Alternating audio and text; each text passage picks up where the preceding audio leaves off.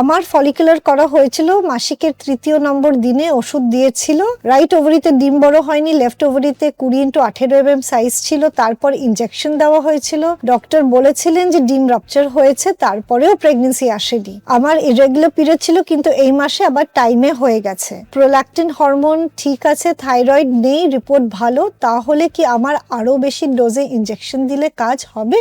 আপনাদের যে ইনজেকশন দেওয়া হচ্ছে সেটা ডিম তৈরি করার জন্য দেওয়া হচ্ছে। ইনজেকশন, ওষুধ, এটাতে যদি ডিম তৈরি হয় তাহলে সেটাকে ডোজ বাড়িয়ে কোনো লাভ নেই। দ্বিতীয়ত, আপনার ডিম তৈরি হয়েছে বলে আর প্রেগন্যান্সি আসেনি বলে মাসিকটা ঠিক সময় এসে গেছে। ডিম তৈরি হলেই কি প্রেগন্যান্সি আসবে এরকম না। যদি আপনার ডিম তৈরি হচ্ছে, ওভিলেশন হচ্ছে, আপনারা নিজেদের মধ্যে ঠিকঠাক রিলেশন রাখতে পারছেন, তাহলে আপনার অ্যারাউন্ড 20 to 25% চান্স থাকে প্রত্যেক মাসে কনসিভ করার। তাহলে আপনি সেম ওষুধ অ্যাটলিস্ট মিনিমাম 3 থেকে 6 মাস খান আর চেষ্টা করুন। তারপরেও যদি না হয় তখন আপনাকে ট্রিটমেন্টটাকে এসকেলেট করতে হবে, অথবা ফার্টিলিটি স্পেশালিস্টকে দেখে আরো অন্যান্য চিকিৎসা শুরু করতে হবে।